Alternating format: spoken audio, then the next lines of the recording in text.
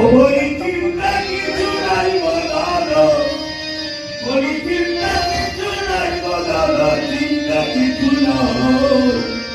আমাদের সঙ্গে আছে মহাগুরু, চিন্তা কিছু নয়। সঙ্গে আছে মহাগুরু, চিন্তা কিছু নয়।